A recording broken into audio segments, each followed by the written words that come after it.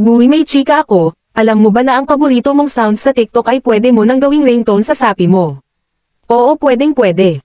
Una pumunta ka muna ng Play Store tapos search mo tong VA Video Mappy 3 Converter, at dahil na-install ko na open lang natin pag na-open natin punta naman tayo sa TikTok natin, at save natin yung video ng sounds na gusto natin.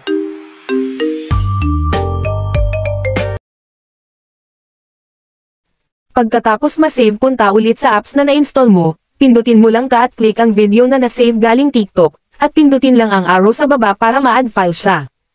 Tapos ito naman pindutin mo dyan pwede kang pumili pero sa call ringtone ko lang siya gagamitin at yan pag success na siya automatic na yan pag may tumawag sa'yo, katulad neto.